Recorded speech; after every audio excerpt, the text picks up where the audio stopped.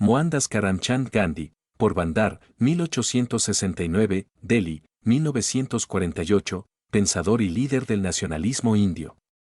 Principal artífice de la independencia de su país 1947, fue la figura más relevante de la escena política y social de la India durante la primera mitad del siglo XX y una de las personalidades más influyentes de la historia contemporánea. Gandhi pasó la infancia en un ambiente familiar ordenado y recogido que dejó en él una huella indeleble. Su padre era funcionario estatal de grado elevado y su madre conservaba una fe religiosa apasionada y operante que se remontaba a las antiguas y sagradas tradiciones brahmánicas e hindúes. Después de haber seguido en su patria un curso regular de estudios y cuando tenía cerca de 20 años, mantuvo durante 3 años un primer contacto directo con la cultura occidental, viviendo en Londres, donde esperaba perfeccionarse en los estudios jurídicos. Regresó después a la India, pero no permaneció allí mucho tiempo.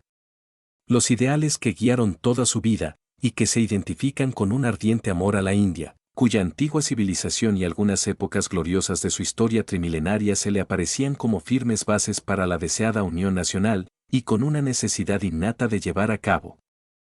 la difícil misión con un espíritu de amor y caridad hacia la humanidad entera, comenzaron a revelarse públicamente con el generoso impulso con que Gandhi, habiéndose trasladado en 1893 a Sudáfrica, se dedicó a realizar la obra de redención y de elevación moral y social de muchos millares de indios allí residentes. Numerosas y variadas fueron sus iniciativas humanitarias, instituyó colonias agrícolas y hospitales y, sobre todo desde entonces, trató de eliminar las castas y religiones que dividían a su pueblo. En sus relaciones y en sus inevitables choques con las autoridades gubernativas de Sudáfrica inauguró un método de lucha, o mejor de resistencia, que mantenía el respeto a la persona humana y evitaba la revuelta armada. Ya en Sudáfrica, en 1906, subrayó el valor de la satyagraha, fuerza de la verdad, como fundamento y energía de las acciones que en Occidente recibieron el nombre de resistencia pasiva. Regresó a finales de 1914 a la India, donde llevó una vida retirada hasta 1918, término de la Primera Guerra Mundial. A partir de este año Gandhi fue prácticamente el jefe del movimiento nacionalista. Su bandera, al principio una simple autonomía que tomaba su base de la autonomía económica, a la que había de llegarse mediante la no colaboración y después con la desobediencia civil, pasaría finalmente a ser el símbolo de la independencia nacional, Swaraj. 1920 señala una fecha importante en la vida de Gandhi, porque fue precisamente en este año, en ocasión de la sesión extraordinaria del Congreso Nacional Indio en Calcuta y en la ordinaria celebrada poco después en Nagpur, cuando Gandhi obtuvo un gran éxito personal, en la primera sesión fue aprobada, y en la segunda ratificada la puesta en práctica de una gradual resistencia pasiva, deseada y ardientemente propugnada por Gandhi como método de lucha contra la opresión colonial. Aunque la no violencia es un concepto común en el hinduismo y en la cultura oriental, ahimsa, Gandhi la reivindicó como un imperativo ético universal, subyacente en todas las religiones, el budismo, el cristianismo, el islam.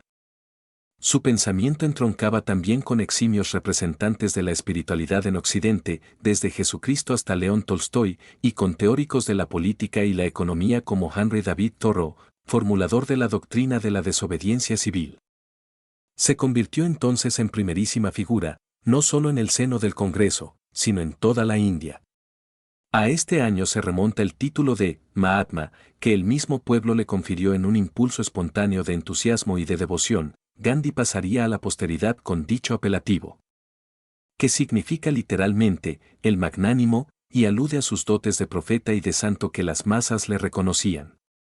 Su influencia, sin embargo, estaba destinada a sobrepasar con mucho los límites de su vida y de su país. Y tanto su doctrina como su personalidad se convertirían en modelos inspiradores de líderes y activistas como el estadounidense Martin Luther King y el sudafricano Nelson Mandela, por citar solamente los dos ejemplos más célebres. Los periodos sucesivos de la vida de Gandhi muestran una ininterrumpida serie de episodios durante los cuales continuó su actividad política, con pausas más o menos largas pasadas en duras prisiones. De 1930 es una vigorosa llamada directa al pueblo, redactada por entero por Gandhi y sancionada por el Congreso, en la que se siente vibrar toda la pasión y todo el amor de Gandhi por su tierra madre y su anhelo por liberarla de la dominación extranjera. De aquel mismo año es su valerosa actuación contra las leyes del monopolio de la sal y su memorable marcha de 3 semanas, osada y simbólica al mismo tiempo, realizada en medio del entusiasmo irrefrenable de las muchedumbres a lo largo del recorrido que separa la ciudad de Ahmedabad de la pequeña localidad costera de Dandi. A finales de 1931 participó en Londres en la segunda conferencia de la Mesa Redonda para el establecimiento en el país de un gobierno constitucional, pero la conferencia marcó un fracaso para la causa india.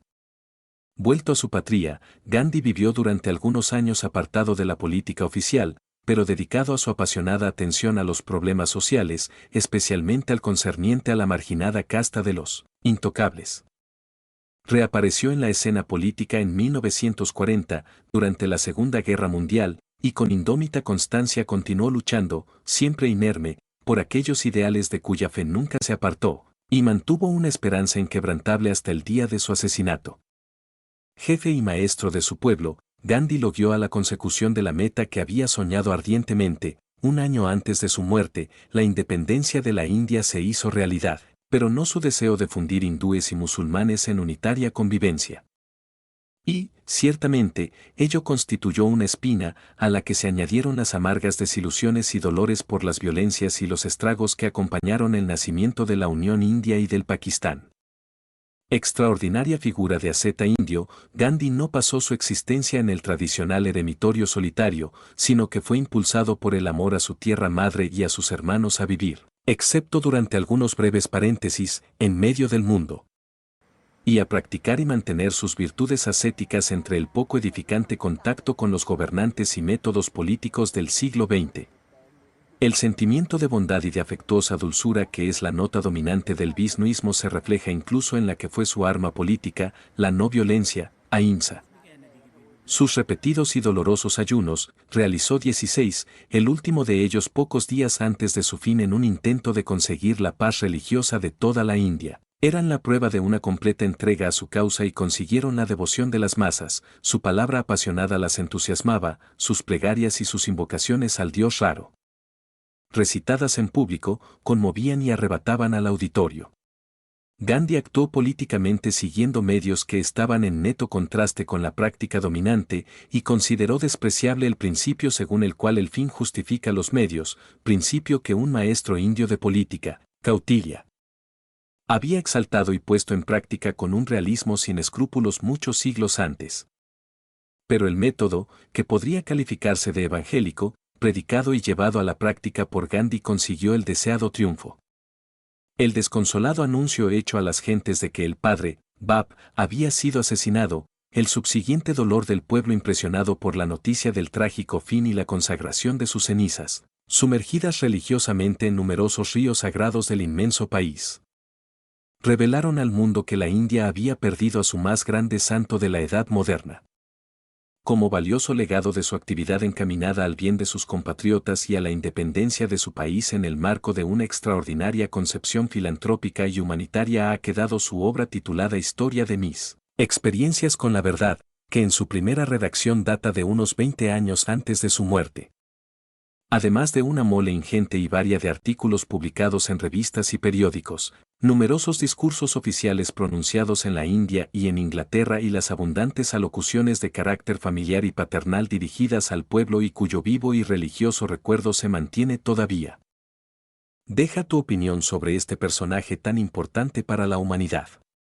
Dale like al video, suscríbete al canal y comparte con tus amigos. Hasta la próxima.